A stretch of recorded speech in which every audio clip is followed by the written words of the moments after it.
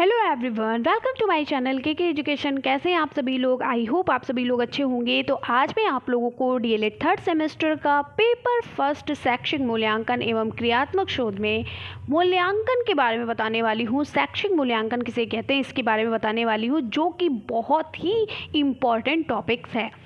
इस क्लास को बिल्कुल भी स्किप नहीं करना है, ध्यानपूर्वक सुनना है। ये आपके डीएलएड ही नहीं बल्कि आपके यूपी टेट सीटेट के लिए भी बहुत ही महत्वपूर्ण टॉपिक है। ठीक है, तो आप इसको ध्यानपूर्वक सुनिए। और अगर अभी तक आपने चैनल को सब्सक्राइब नहीं किया है तो सब्सक्राइब कर लीजिए, साइड में बेल आइकन है उसको प्रेस कर लीजिए, ताकि जब भी मैं कोई वीडियो अपलोड करूं या मैं लाइव क्लासेस लूं तो आपको उसका नोटिफिकेशन मिल सके।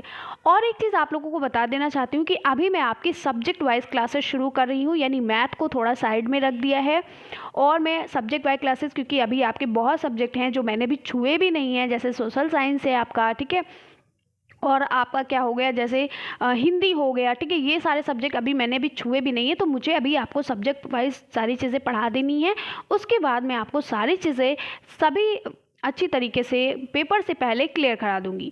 अभी आप परेशान होने की ज़रूरत नहीं है। बहुत से बच्चे परेशान हैं कि मैम एग्ज़ाम आने वाले हैं, ऐसा नहीं है। अभी देखिए आचार संहिता लगी हुई है, इलेक्शन आ गया है, और इलेक्शन यानी आचार संहिता लगी तो पेपर तो बिल्कुल भी मुमकिन नहीं है, क्योंकि आपका एग्ज़ाम जो है वो आपका मई में तो बिल्कुल भी नहीं होगा, जून में भी, यानी मैं ये भी कह सकती हूँ हो भी सकता है और नहीं भी हो सकता है। ठीक है, क्योंकि जून में इलेक्शन वो रिज़ल्ट आ जाएगा, किसका जो भी इलेक्शन होंगे वोटिंग, वो भी रिज़ल्ट आ जाएगा। तो जून में हम कह सकते हैं कि हो सकता है कि आपका क्या होता है कि एग्ज़ाम हो, और एग्ज़ाम जून में भी नहीं होगा, हो सकता है फॉर्म फिल किए जाएंगे, लेकिन एग्ज़ाम मुश्किल है। ठीक है, तो आपके पास अभी टाइम है, आप सब्जेक्ट वाइज पहले सारी चीज़ों को क्लियर कर लीजिए। बाकी तो मैं आपके साथ हूँ ही, आप जानते ही हो, मैं बहुत अच्छे से आप लोगों को प्रिपरेशन करा देती हूँ। ठीक है, तो बिना टाइम वेस्ट किए अब हम क्लास को शुरू करते हैं, क्योंकि टाइम इतना भी नहीं है हमारे पास, तो टाइम इतना नहीं है क्योंकि हमें बहुत सारे सब्जेक्ट क्या करने हैं, कवर करने हैं।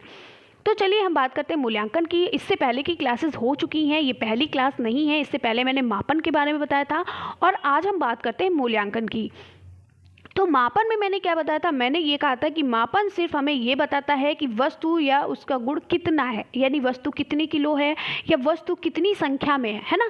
लेकिन जो मूल्यांकन होता है वो किसी भी व्यक्ति या किसी भी वस्तु के गुणों को, उनके दोषों को बताता है। जैसे आप बच्चों को पढ़ाने जाते हो तो बच्चों के गुण और दोषों को आप देखते हो कि कौन सा बच्चा किस सब्जेक्ट में बहुत ज़्यादा रुचि ले रहा है, कौन सा बच्चा किस सब्जेक्ट में कम रुचि ले रहा है, किस सब्जेक्ट में वो बहुत अच्छा है, किस सब्जेक्ट में बहुत ख़राब है। ये सारी चीज़ों का जो आप आकलन करते हो, ये जो जांच करते हो, इसे हम क्या कहते हैं? मूल्यांकन कहते हैं। ठीक है, यानी किसी भी व्यक्ति, किसी भी वस्तु के गुणों और दोषों का आकलन करना, उनका पता लगाना ही क्या होता है? मूल्यांकन कहलाता है। तो आई होप आपको समझ में आ गया होगा कि मूल्यांकन क्या है। ठीक है, तो चलिए हम देखते हैं मूल्यांकन के बारे में। मूल्यांकन देखिए आपका दो शब्दों से मिलकर बना होता है, एक तो मूल्य और दूसरा होता है आपका अंकन। ठीक है, मूल्यांकन जिसको हम इंग्लिश में इवोल्यूशन कहते हैं, और मूल्य का मतलब होता है वैल्यू, यानी किसी भी व्यक्ति, किसी भी वस्तु की क्या वैल्यू है, क्या गुण हैं, क्या दोष हैं, और ऐसे असाइनिंग नंबर। ठीक है, यानी उनका आकलन करना, उनका अंकन करना। ठीक है, तो मूल्यांकन का अर्थ होता है मूल्यों का, यानी मूल्य का अंकन करना। ठीक है, किसी भी व्यक्ति, किसी भी वस्तु के मूल्य का अंकन करना। जैसे आपको एक एग्जांपल के थ्रू मैं बताती हूँ। जैसे आप अभी आपका सेकंड सेमेस्टर का अभी रिजल्ट निकला है, आपने देखा कि आपकी मार्कशीट में एक साइड पे जो इंटरनल एक्सटर्नल मार्क्स होते हैं, उसमें आपका एक तो मापन दिया गया है, यानी कि कितने नंबर आप लेकर आए हो, 50 में 45, 50 में 49, 50 में 25, जो भी। ठीक है, या आपके 25 में 18, 25 में 17, 25 में 20, इस तरीके से। और एक साइड आपका क्या होता है? ग्रेड दिया होता है कि आपको, यानी आपका 90% नंबर है किसी भी सब्जेक्ट में तो वहाँ पर ए ग्रेड दिया होगा, 50% है तो बी दिया होगा, 50% से कम है तो सी दिया होगा। इस तरीके से ग्रेड दिया होता है ना। बच्चे बहुत सारे पूछते भी हैं कि मैम ये जो ग्रेड दिए हैं ये क्यों दिए? ये आपके बताते हैं, स्कोर को बताता है कि आपका जो स्कोर है वो 90% है कि आपका 50% है या 50% से कम है। ठीक है, तो ये आपके ग्रेड भी साइड में दिए होते हैं नंबर के साथ साथ। ठीक है, मान लो किसी का 45 मार्क्स मिला है 50 में, तो आपको वहाँ पर ए ग्रेड लिखा होगा, उसके जस्ट साइड में ए ग्रेड लिखा होगा। किसी को मान लो 25 मिले हैं, ठीक है, तो वहाँ पर सी ग्रेड लिखा होगा। इस तरीके से वहाँ पर ये होता है ग्रेड। तो ये जो ग्रेड होता है यही हमारा क्या है, मूल्यांकन है, जिसका हम मापन नहीं करते, ये मूल्यांकन है। यानी ये गुण बताता है, ये दोष बताता है कि आप कितने ज़्यादा नंबर लाए हो और कितने कम लाए हो, ठीक है। तो समझ में आ गया होगा आपको, बहुत अच्छी तरीके से मैंने पूरी कोशिश की आपको अच्छे से बताने की, ठीक है। तो आपको पता चल गया कि जैसे मान लो कि आपको गणित में 90 नंबर मिले हैं, तो ये मापन है। जैसे लिखा हुआ है कि मान लो आपको गणित में 25 में आपको मिले हैं 21 नंबर, तो ये आपका क्या है, मापन कहलाएगा, ठीक है। ये क्या है, मापन कहलाएगा। और अगर यही कहा जाए कि गणित में आपको आप ए ग्रेड से पास हुए हो, तो ये आपका क्या है, मूल्यांकन है। क्या है, आपका मूल्यांकन है, क्योंकि आपको ये नहीं पता कि ए ग्रेड या 21 भी हो सकता है, 20 भी हो सकता है, 24 भी हो सकता है, 25 का 25 भी हो सकता है, ठीक है, 23 भी हो सकता है। तो ये क्या है, मूल्यांकन है, ठीक है। तो ये ग्रेड से पास की हो, ये आपका क्या है, मूल्यांकन है। यानी कि मूल्यांकन क्या होता है, मापन सिर्फ अंकात्मक होता है, अंकात्मक होता है। अंक मतलब जो आपकी संख्याएं होती हैं, अंकात्मक मान बताता है। और मूल्यांकन क्या होता है, किसी भी व्यक्ति या किसी भी वस्तु के गुण दोष की क्या करता है, विवेचना करता है, ठीक है। अब आपको मापन और मूल्यांकन में बिल्कुल भी कोई प्रॉब्लम नहीं होगी, आपको बहुत अच्छे से समझ में आ गया होगा। मैं अच्छी तरीके से समझ गई हूँ कि अब आपको किसी भी तरीके की कोई भी परेशानी मापन और मूल्यांकन में नहीं होगी। यानी कि आपको समझ आ गया होगा कि मापन क्या है और मूल्यांकन क्या है, ठीक है। तो अब हम आगे बढ़ते हैं। अब हम बात करते, देखिए, मूल्यांकन का शाब्दिक अर्थ है माप करना या अनुमान लगाना या मूल्य पता लगाना। मोटे तौर से कहें तो कोई निर्णय लेने के लिए जानकारी एकत्र करने और इस जानकारी का विश्लेषण करने की प्रक्रिया को मूल्यांकन करना कहते हैं। यानी कि जैसे कोई बच्चा है और किसी बच्चे की आपने जानकारी एकत्र की, हर सब्जेक्ट से आपने उनकी हर टेस्ट लिया, मान लो यूनिट टेस्ट हुआ आपने अपने स्कूल में जो बच्चे जहाँ भी आप पढ़ा रहे हो वहाँ पर आपने बच्चों का यूनिट टेस्ट लिया। उस यूनिट टेस्ट के माध्यम से आपको ये पता चल जाता है कि कौन सा बच्चा किस विषय में अच्छा है और किस विषय में कमज़ोर है, ठीक है। तो इसी को हम मूल्यांकन कहते हैं। अब हम बात करते हैं शैक्षिक मूल्यांकन की। जो शैक्षिक मूल्यांकन है ये क्या होता है, तो जो शिक्षा में किया गया मूल्यांकन होता है, शिक्षा के आधार पर किया गया मूल्यांकन होता है, वो शैक्षिक मूल्यांकन होता है। अभी जब मैं इतनी ज़्यादा चर्चा कर रही थी कि किसी भी सब्जेक्ट में इतने नंबर आते हैं या आपको ग्रेड मिलते हैं, तो ये मूल्यांकन होता है। तो ये एक तरीके का शैक्षिक मूल्यांकन ही है। यानी शिक्षा के आधार पर जो आप चीज़ों का मूल्यांकन करते हो वो शैक्षिक मूल्यांकन ही कहलाता है, ठीक है। तो शैक्षिक मूल्यांकन वह प्रक्रिया है जिसके आधार पर हम क्या करते हैं, जिसके आधार पर हम किसी भी छात्र के ज्ञान का आकलन करते हैं। यानी बच्चे को कितना नॉलेज है, कितना नॉलेज नहीं है, उसकी जो जांच करते हैं, उसका जो आकलन करते हैं, वो शैक्षिक मूल्यांकन कहलाता है। तो मूल्यांकन के द्वारा ही कोई भी छात्र किसी विषय में कमी, उसकी किसी विषय के प्रति रुचि, उसकी प्रतिभा का आकलन किया जाता है। जैसे मैंने अभी आपको बताया कि हम बच्चों में किसी भी विषय में उसकी कमी, उसके दोष, उसके गुण का पता लगाते हैं, ठीक है। यानी उसके वो विषय में कितना कमज़ोर है, किस विषय में वो कितना तेज है और किस विषय में वो सबसे ज़्यादा रुचि ले रहा है। तो इसी को हम क्या कहते हैं, शैक्षिक मूल्यांकन कहते हैं। यानी शिक्षा से रिलेटेड जो हम मूल्यांकन करते हैं, यानी जो बच्चों का हम पढ़ाई से रिलेटेड जो मूल्यांकन करते हैं, वो शैक्षिक मूल्यांकन होता है, ठीक है। तो आई होप मेरे जितने भी प्रशिक्षु हैं बहुत अच्छे से समझ गए होंगे। और अगर समझ गए हैं तो जल्दी से लाइक करिए, क्योंकि लाइक के माध्यम से मैं समझ जाऊंगी कि आपको सारी चीज़ें समझ आ गई। अब देखिए, आपके पेपर में बहुत क्वेश्चन पूछा जाता है कि शैक्षिक मूल्यांकन से आप क्या समझते हैं, शैक्षिक मूल्यांकन किसे कहते हैं। बहुत ही इंपॉर्टेंट है और देखिएगा आपके पेपर में भी पूछा जाएगा। ये प्रीवियस ईयर क्वेश्चन में बहुत ज़्यादा पूछा गया है, ठीक है। तो इसीलिए मैं इसको जोर देकर पढ़ा रही हूँ, क्योंकि ये बहुत ही इंपॉर्टेंट है। तो यहीं से आप समझते चलिए, यहीं से आपका रिवीजन भी होता रहेगा, यहीं से आपको सारी चीज़ें समझ भी आती रहेंगी। एंड में आपको सिर्फ रिवीजन करना रहेगा, ठीक है। तो आपको शैक्षिक मूल्यांकन के बारे में पता चल गया क्या होता है।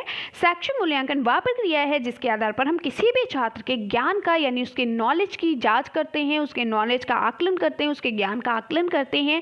मूल्यांकन के द्वारा ही कोई भी छात्र किसी भी विषय में कमी, उसकी किसी विषय के प्रति रुचि, उसकी प्रतिभा का आकलन किया जाता है। जैसे देखिए एग्जाम्पल के थ्रू मैं आपको समझाती हूँ। जैसे राम को गणित में 90 अंक मिले, कितने नंबर मिले, 90, और कितने में मिले होंगे, 100 में मिले होंगे। यह एक मापन है। अभी मैंने आपको बताया था कि जो भी संख्या में किसी भी चीज़ को संख्या में व्यक्त किया जाएगा तो वो होगा मापन, ठीक है।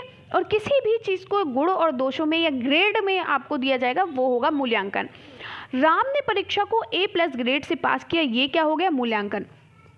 तो ये मैंने एग्जाम्पल पता है आपको क्यों दिया है? क्योंकि ये बहुत इंपॉर्टेंट एग्जाम्पल है और यहीं से क्वेश्चन बनते हैं। आपके आपके जो आप सीटेट और टेट का पेपर देते हो वहाँ पर ऐसे ही क्वेश्चन पूछता है। ये जो मैंने आपको बताया यही पैडागोजी है, यहीं से ऐसे ही क्वेश्चन पूछता है कि राम को गणित में 90 अंक मिले और राम ने परीक्षा को A+ ग्रेड से पास किया, तो ये मापन है या मूल्यांकन है, ठीक है। तो इस तरीके से आपको बताना पड़ेगा और यही आपके क्या बोलते हैं ऑब्जेक्टिव टाइप क्वेश्चन जो होते हैं, वस्तुनिष्ठ प्रश्न होते हैं आपके DLED में, उसमें पूछा जाता है। तो राम को गणित में अगर 90 अंक मिले यानी कोई आपकी संख्या दे दी गई तो आपको बिल्कुल भी नहीं सोचना है, बस आपको पता है कि ये मापन पूछ रहा है। और अगर कह रहे हैं कि A+ ग्रेड से पास हुआ है तो आपको कहीं भी कुछ सोचने की ज़रूरत नहीं, मतलब ये मूल्यांकन की बात कर रहा है, ठीक है। यानी कि हम ये कह सकते हैं, क्या कह सकते हैं कि राम ने परीक्षा को क्या कर, अर्थात मापन सिर्फ अंक्यात्मक मान बताता है जबकि मूल्यांकन क्या होता है? गुण दोष की विवेचना करता है, ठीक है। चलिए अब हम बात करते हैं शैक्षिक मूल्यांकन की परिभाषा के बारे में, यानी डेफिनेशन ऑफ इवोल्यूशन के बारे में। और हमारे हमारे मनोवैज्ञानिक हैं, हमारे अलग अलग वैज्ञानिक हैं जिन्होंने अपने अपने बारे में समस्त विचार करके ये बताया कि मूल्यांकन होता क्या है, शैक्षिक मूल्यांकन क्या है। तो चलिए देखते हैं इनके बारे में, और सिर्फ उन्हीं आपके इम्पॉर्टेंट हमारे जो मनोवैज्ञानिक उनको ही लाई हूँ जो आपके पेपर में बहुत ज़्यादा पूछे गए हैं, ठीक है। तो पहले हमारे हैं मूल्यांकन की परिभाषा निम्नलिखित है। पहले हैं ब्रेडफील्ड एंड मोरडॉक के अनुसार मूल्यांकन किसी घटना को प्रतीक आवष्टित करता है जिससे उस घटना का क्या होता है? महत्व अथवा मूल्य किसी सामाजिक, सांस्कृतिक तथा अथवा वैज्ञानिक मानदंड के संदर्भ में ज्ञान किया जा सके। दूसरे हमारे वैज्ञानिक हैं H.H. रैमर्स तथा M.L. गेज के अनुसार मूल्यांकन में व्यक्ति अथवा समाज अथवा दोनों की दृष्टि से क्या अच्छा है अथवा क्या वांछनीय यानी क्या बुरा है, इसका विस्तार निहित रहता है। यानी कि हमारे समाज में रहने वाले जो व्यक्ति हैं उनका गुण कैसा है, उनका दोष यानी वो अच्छे हैं कि बुरे हैं, इनका मूल्यांकन किया जा सकता है, इनका मापन किया जा सकता है, ठीक है। किसमें? विस्तार में। तीसरे हमारे मनोवैज्ञानिक हैं N.M. डांडेकर के अनुसार मूल्यांकन को छात्रों के द्वारा शैक्षिक उद्देश्यों को प्राप्त करने की सीमा ज्ञात करने की क्रमबद्ध प्रक्रिया के रूप में परिभाषित किया जा सकता है। अगला है राइट स्टोन के अनुसार इन्होंने क्या कहा है कि मूल्यांकन एक नवीन प्राविधिक पद है जिसका उपयोग मापन की धारणा को परंपरागत जांचों एवं परीक्षाओं को अपेक्षा अधिक व्यापक रूप से व्यक्त करने के लिए किया गया है, ठीक है। तो आपको समझ में आ रहा होगा कि क्या है। अब देखिए कोठारी कमीशन 1966 के अनुसार ये कहा गया है कि मूल्यांकन क्या है? मूल्यांकन क्रमिक प्रक्रिया है जो कि संपूर्ण शिक्षा प्रणाली का एक महत्वपूर्ण अंग है और जो शैक्षिक उद्देश्यों से घनिष्ठ रूप से संबंधित है। फिर हमारी NCERT के अनुसार क्या कहा गया है? बहुत ही इंपॉर्टेंट है, मोस्ट इंपॉर्टेंट है और ये आपके टेट सीटेट में भी बहुत पूछी जाती है, ऐसे ही दे दी जाती है। ये आपका पूरा कोटेशन दे दिया जाता है और पूछा जाता है कि ये किसके अनुसार शैक्षिक मूल्यांकन की परिभाषा बताई गई है। तो NCERT के अनुसार हम क्या कहेंगे? NCERT के अनुसार मूल्यांकन एक ऐसी प्रक्रिया है जिसके द्वारा ये पता लगाया जाता है कि शैक्षिक उद्देश्य किस सीमा तक प्राप्त किए गए हैं और कक्षा में दिए गए अधिगम अनुभव कहाँ तक प्रभावशाली सिद्ध हुए हैं तथा और कहाँ तक शिक्षा के उद्देश्य पूर्ण किए गए हैं। तो ये थी हमारी मूल्यांकन से रिलेटेड परिभाषाएं हमारे अलग अलग मनोवैज्ञानिकों के द्वारा। अब हम बात करते हैं शैक्षिक मूल्यांकन की प्रक्रियाओं के बारे में। तो शैक्षिक मूल्यांकन जो हमारे जॉन डेवी, आपको बहुत अच्छे से पता है जॉन डेवी कौन है। तो जॉन डेवी के अनुसार शैक्षिक मूल्यांकन एक त्रिमुखी प्रक्रिया है और एक जटिल प्रक्रिया है, ठीक है। इन्होंने पहली प्रक्रिया बताई, इन्होंने 3 प्रक्रियाएं बताई थी, जिसमें से पहली प्रक्रिया बताई शिक्षण उद्देश्य, यानी शिक्षण जो हम बच्चों को पढ़ाते हैं वो किस उद्देश्य से पढ़ा रहे हैं, इसके बारे में इन्होंने बताया कि इंस्ट्रक्शनल और एजुकेशनल ऑब्जेक्टिव्स जिसे हम इंग्लिश में बोलते हैं। सेकंड है अधिगम अनुभव, ठीक है। लर्निंग, यहाँ पे लर्निंग नहीं एन होगा, लर्निंग एक्सपीरियंसेस। तीसरा है मूल्यांकन के उपकरण या व्यवहार परिवर्तन यानी टूल्स ऑफ इवोल्यूशन और बिहेवियर चेंजेस। तो ये तीन इन्होंने क्या बताए थे, ये तीन इन्होंने मूल्यांकन के क्या बताए थे, मूल्यांकन के प्रक्रियाएं इन्होंने बताई थी।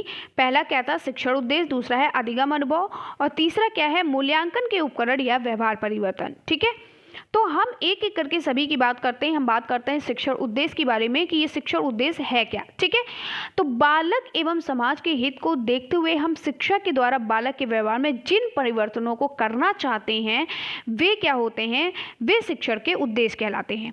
यानी कि इनका मतलब ये था, जो जॉन डेवी हमारे इनका कहने का मतलब ये था कि जब हम बालक को या समाज के हित को देखते हुए जब हम कोई, जैसे हम बच्चों को कुछ पढ़ाने जाते हैं तो हम ये सोचकर पढ़ाते हैं कि वो उनका पहले से उनको थोड़ा उस चीज़ के बारे में अनुभव हो, पहले से थोड़ा सा उनको उस चीज़ के बारे में जानकारी हो। जैसे मैं हमेशा एग्जांपल देती हूँ, जैसे मैं मान लो कि पेड़ पौधों के बारे में बता रही हूँ, तो पहले बच्चों से ये पूछना चाहिए कि वो पेड़ पौधों के बारे में जानते हैं या नहीं। ठीक है, यानी हम कुछ भी बच्चों को पढ़ाते हैं तो इस उद्देश्य से पढ़ाना चाहिए कि उनके समाज में, उनके वातावरण में वो चीज़ें शामिल होनी चाहिए। अगर उनके समाज में, उनके वातावरण में वो सारी चीज़ें शामिल नहीं हैं तो वो चीज़ों को समझ नहीं पाएंगे। ठीक है, इसीलिए जब भी बच्चों को, जो भी बच्चों की बुक तैयार की जाती हैं, जो भी बच्चों के सिलेबस को तैयार किया जाता है, वो वातावरण से रिलेटेड होता है, उनके आसपास से संबंधित होता है। ठीक है, जैसे आपने देखा होगा बच्चों की किताबों में आस पड़ोस से संबंधित जो चीज़ें होती हैं, पेड़ पौधों के बारे में, जीव जंतुओं के बारे में, ठीक है, फूलों के बारे में, ये सारी चीज़ें बच्चों की किताबों में होती हैं क्योंकि वो उन सभी चीज़ों से पहले से परिचित होते हैं। ठीक है, तो शिक्षण उद्देश्य यही कहा गया है कि बालक एवं समाज के हित को देखते हुए हम शिक्षा के द्वारा बालक के व्यवहार में जिन परिवर्तनों को यानी जिन बदलाव को करना चाहते हैं वे क्या होना चाहिए, वे शिक्षण उद्देश्य कहलाते हैं। इन्हीं को केंद्र मानकर संपूर्ण शिक्षण प्रक्रिया संभावित होती है।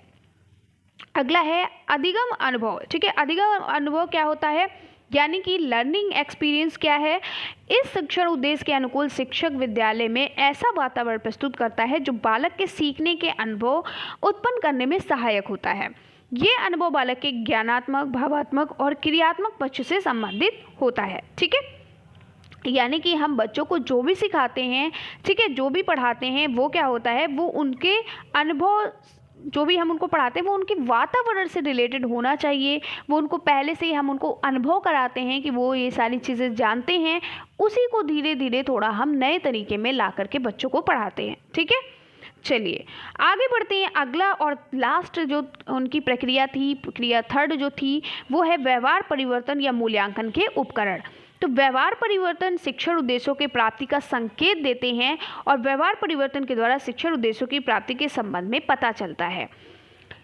अब हमारे डॉक्टर पटेल के अनुसार कहा गया है कि जो शैक्षिक मूल्यांकन की प्रक्रिया है ये 4 तरीके से होती है, ये चतुर्मुखी होती है। जॉन डेवी ने क्या कहा, त्रिमुखी होती है, यानी 3 होती हैं। और हमारे डॉक्टर पटेल के अनुसार कहा गया है कि शैक्षिक मूल्यांकन की प्रक्रिया चतुर्मुखी है। अब आपको मैं बता दूं क्वेश्चन कैसे पूछा जाता है। क्वेश्चन ये पूछा जाता है, आप प्रीवियस ईयर क्वेश्चन पेपर उठाकर देख लीजिए, यहाँ से बहुत क्वेश्चन पूछे गए हैं। शैक्षिक मूल्यांकन से आप क्या समझते हैं, शैक्षिक मूल्यांकन की 2 परिभाषाएं बताइए। शैक्षिक मूल्यांकन की प्रक्रिया के बारे में 3 प्रक्रियाएं किसने दी हैं, त्रिमुखी प्रक्रिया किसने दी है, जॉन डेवी ने दी है। चतुर्मुखी प्रक्रिया किसने दी है, डॉक्टर पटेल के अनुसार दी गई है। तो इस तरीके से क्वेश्चन पूछे जाते हैं। ये पूछा जाता है जॉन डेवी के अनुसार शैक्षिक मूल्यांकन की 3 प्रक्रियाओं के नाम बताइए, तो आपको बताना है। ठीक है, इसी तरीके से डॉक्टर पटेल के अनुसार शैक्षिक मूल्यांकन प्रक्रिया के चतुर्मुखी के नाम बताइए। तो डॉक्टर पटेल ने 1978 में 4 बिंदुओं के आधार पर क्या किया था, शैक्षिक प्रक्रिया की व्याख्या की, जो कि निम्नलिखित क्या है, जैसे विषय वस्तु या पाठ्यक्रम यानी कंटेंट और करिकुलम। ठीक है, एक पाठ्यक्रम होता है सिलेबस, एक पाठ्यक्रम होता है करिकुलम। ठीक है, याद रखिएगा करिकुलम और सिलेबस में डिफरेंस है। शैक्षिक उद्देश्य यानी एजुकेशनल ऑब्जेक्टिव्स, अधिगम क्रियाएं यानी लर्निंग एक्टिविटीज़, क्या बच्चों को क्या क्या सिखा रहे हैं, क्या क्या एक्टिविटीज़ कर रहे हैं। मूल्यांकन पद्धति यानी इवैल्यूएशन प्रोसीजर्स। ठीक है, तो ये इन्होंने 4 प्रक्रियाएं बताई थी। ये देखिए इस तरीके से इन्होंने 4 प्रक्रियाएं बताई थी। आप इस तरीके से चार्ट के माध्यम से ही पढ़िएगा और आप ऐसे ही पेपर में लिखोगे तो बहुत ही अच्छा आपको स्कोर मिलेगा। जैसे इन्होंने पहला बताया पाठ्यक्रम, किसी भी चीज़ को शुरू करने से पहले, बच्चों को पढ़ाने से पहले हमें किसके बारे में पता होना चाहिए? पाठ्यक्रम के बारे में, कि हमें क्या बच्चों को पढ़ाना है और क्या नहीं पढ़ाना है। तो पाठ्यक्रम निर्धारित होना चाहिए। उसके बाद शैक्षिक उद्देश्य, यानी किस उद्देश्य से हम बच्चों को शिक्षा दे रहे हैं, वो उद्देश्य होना चाहिए। बिना उद्देश्य के आप कुछ नहीं कर सकते हो। जैसे आपका उद्देश्य क्या है? गवर्नमेंट टीचर बनना। तो गवर्नमेंट टीचर बनना आपका उद्देश्य, तभी तो आप उस उद्देश्य से पढ़ रहे हो। ठीक है, इसी तरीके से बच्चों को जब आप कोई भी चीज़ पढ़ाते हो या कुछ भी सिखा रहे हो तो कुछ ना कुछ उद्देश्य होना चाहिए। तीसरा है मूल्यांकन पद्धतियाँ। मूल्यांकन पद्धतियाँ होनी चाहिए अलग अलग तरीके से, बच्चों की जांचें करना, उनका टेस्ट, यूनिट टेस्ट लेते रहना, मासिक परीक्षा लेते रहना, वार्षिक परीक्षाएं लेते रहना, है ना, ताकि बच्चों में ये पता चले कि वो किस विषय में कितना अच्छा है, किस विषय में कमज़ोर है, उनका मूल्यांकन करते रहना। फिर क्या है? अधिगम क्रियाएं, यानी कि वो सीखने की अलग अलग क्रियाओं को, सीखने की अलग अलग एक्टिविटीज़ को प्रभावित करना, यानी बच्चा किस तरीके से सीख सके, उनको अलग अलग तरीके से उनको क्या करना, सिखाना। तो ये सभी क्रियाएं इन्होंने दी थी, ये सभी प्रक्रिया इन्होंने बताई है।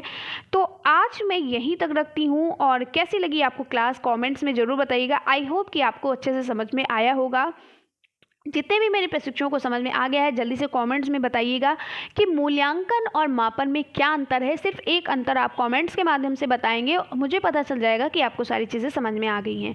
तो डेली आपकी विषयबद्ध आपकी क्लासेस चलेंगी, यानी कि मैथ थोड़ा सा साइड में रख दिया। मैथ का बहुत ज़्यादा सिलेबस हो चुका है और अभी मैंने अदर सब्जेक्ट को फोकस नहीं किया था, अब उन पर फोकस करूँगी। ठीक है, फिर उसके बाद मैथ को मैं ले लूँगी। अभी 1 महीना आपके पास बहुत अच्छे से है, जिसमें मुझे सारे सब्जेक्ट कवर कराने हैं। उसके बाद आपके वही previous year question paper start हो जाएंगे, ताकि आपको पढ़ने में प्रॉब्लम ना हो। अभी से आप सारी चीज़ों को पढ़ते रहिए। और आपको बता दूं कि मैंने जो शैक्षिक मूल्यांकन एवं क्रियात्मक शोध, यानी पहला आपका जो ये विषय है, इसका आपका क्या बोलते हैं, नोट्स जो है वो बहुत अच्छे से तैयार हो चुका है। बहुत बढ़िया नोट्स तैयार हुआ है, यानी वो नोट्स लेने के बाद आपको कहीं अलग से पढ़ने की कोई ज़रूरत नहीं पड़ेगी, ना ही आपको कोई भी सीरीज़ लेने की ज़रूरत पड़ेगी, ना ही आपको प्रीवियस ईयर क्वेश्चन पेपर तो मैं पढ़ाती ही हूँ, वो भी आपको दूंगी। ठीक है, नोट्स के साथ साथ प्रीवियस क्वेश्चन पेपर भी आपको मिलेंगे। ठीक है, उसकी चिंता बिल्कुल भी नहीं करनी है। तो मेरा एक सब्जेक्ट बिल्कुल तैयार हो चुका है, बाकी पर मैं फोकस कर रही हूँ, तैयार कर रही हूँ, क्योंकि ये थोड़ा यूनिक होना चाहिए, थोड़ा अलग होना चाहिए और इजी लैंग्वेज में होना चाहिए, ताकि आप लोग को अच्छे से समझ में आ जाए। जैसे मैंने अभी आपको पढ़ाया, आपको बहुत अच्छे से समझ में आ गया होगा, इतना मुझे उम्मीद है। तो आप लोग को जल्द ही जल्द आपको नोट्स भी प्रोवाइड हो जाएगा, जिनको लेना है वो ले सकता है। और क्योंकि आपको पता है बहुत ही ज़्यादा लेंथी है थर्ड सेमेस्टर में, नोट्स बनाना भी इतना मुश्किल हो रहा है, बहुत ज़्यादा लेंथी है आपका थर्ड सेमेस्टर का कोर्स। ठीक है, बहुत ज़्यादा पाठ्यक्रम लेंथी है, तो नोट्स बनाना तो बहुत मुश्किल है, क्योंकि इस समय पढ़ना ही 1 महीना है बहुत अच्छे से, जिसमें पढ़ना ही पढ़ना है।